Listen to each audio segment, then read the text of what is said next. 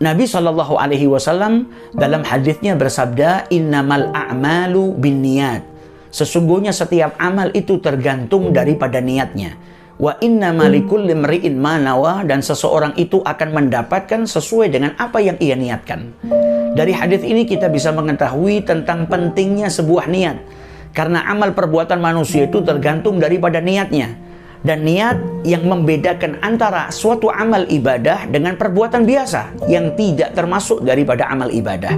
Bahkan perkara-perkara yang mubah, jikalau diiringi dengan niat yang baik, niat untuk mendapatkan keridhaan dari Allah, niat untuk mendekatkan diri kepada Allah Subhanahu wa Ta'ala, maka perbuatan mubah tadi akan mendatangkan pahala dari Allah Subhanahu wa Ta'ala. Seperti seseorang yang makan, niatnya untuk mendapatkan kekuatan agar bisa lebih taat kepada Allah Subhanahu wa Ta'ala, maka niat tadi mendatangkan pahala dari Allah Subhanahu wa Ta'ala. Dan terkadang ada amal yang sedikit tapi mendatangkan banyak pahala jikalau diiringi dengan banyak niat. Satu amal namun niatnya banyak.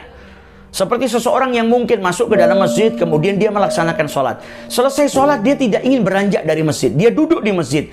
Maka kemudian dia niat untuk beriktikaf. Duduknya mendatangkan pahala daripada Allah. Kemudian dia niat untuk berzikir kepada Allah, maka duduknya mendapatkan pahala lagi daripada Allah Subhanahu wa Ta'ala. Kemudian dia niatkan untuk memakmurkan masjid dengan berzikir kepada Allah. Kemudian dia niat untuk menunggu waktu sholat yang berikutnya. Kemudian dia niat untuk menjaga pandangannya, lisannya, pendengarannya dari perkara-perkara yang tidak bermanfaat atau perkara-perkara yang diharamkan oleh Allah Subhanahu wa Ta'ala. Jadi ini hanya satu pekerjaan, satu amal, duduk di masjid tapi niatnya banyak. Nah, niat yang banyak tadi akan mendatangkan pahala yang banyak pula daripada Allah Subhanahu wa Ta'ala.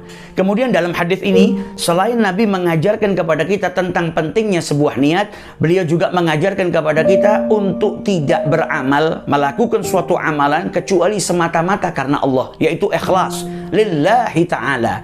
Berlepas diri dari pandangan selain Allah, tidak melakukannya karena manusia atau karena hal-hal yang lainnya.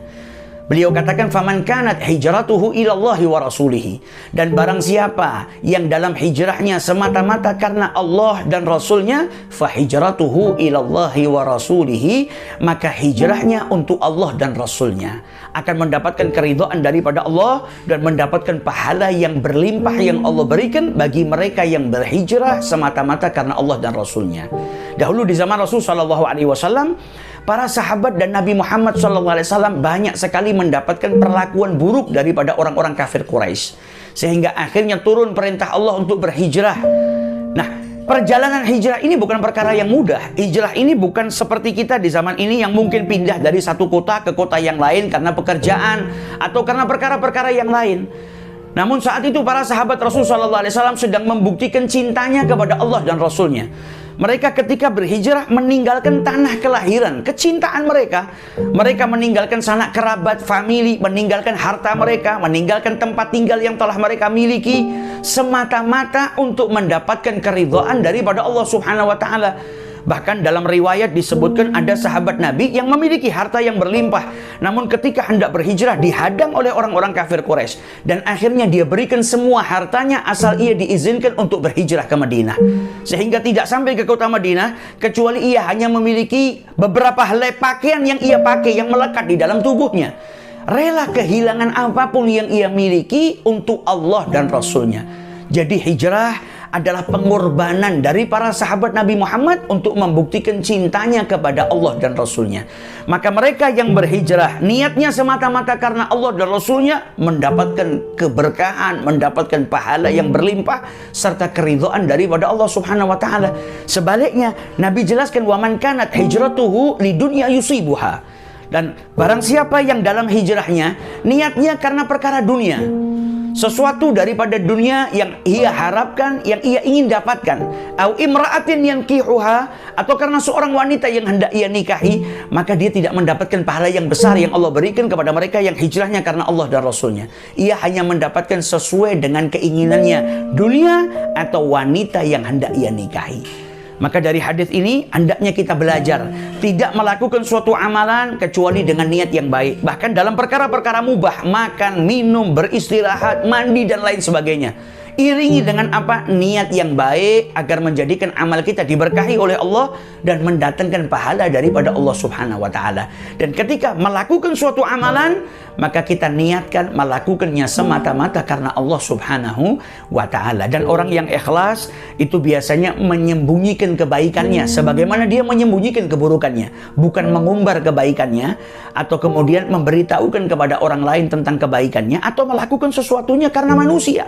Tapi orang yang ikhlas, pandangannya hanya tertuju kepada Allah. Amalnya hanya untuk Allah, tidak peduli apa itu pandangan manusia, tidak peduli apa kata manusia, namun melakukannya apa? Semata-mata karena Allah Subhanahu wa ta'ala. Dan termasuk rahmat Allah Subhanahu wa ta'ala kepada hambanya adalah ketika seseorang sudah berniat melakukan suatu amal yang baik, namun ada uzur yang menghalangi dirinya untuk mengamalkan niatnya atau melakukan niatnya, dia tetap mendapatkan pahala daripada Allah Subhanahu wa ta'ala. Sebagaimana diriwayatkan ketika Rasulullah Shallallahu alaihi wasallam beserta dengan para sahabatnya pulang dari perang Tabuk, ketika sudah dekat dengan kota Madinah, beliau berkata kepada para sahabatnya, "Inna bil Madinati agwaman." Sesungguhnya di Madinah ada sekelompok orang, yaitu sahabat Nabi yang tertinggal di Madinah, tidak ikut serta dalam peperangan. Masirtum masiran wala qata'tum wadiyan illa kanu ma'akum.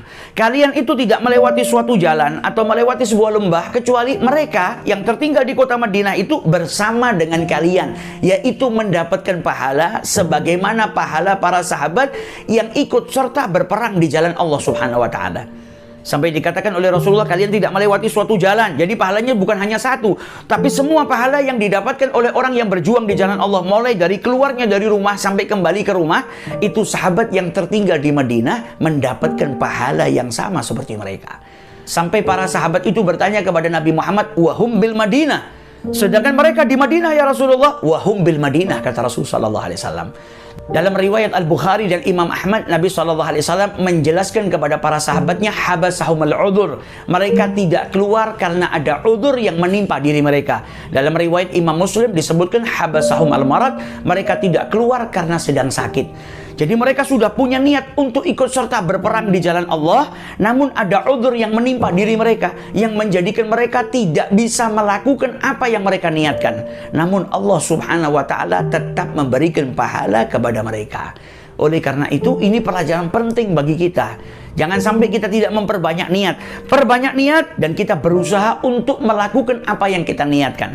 Andai kata ada udzur yang menimpa diri kita, menjadikan kita tidak bisa melakukan apa yang kita niatkan, maka insya Allah kita tetap mendapatkan pahala sebagaimana yang dijelaskan oleh Nabi besar Muhammad Sallallahu alaihi wasallam.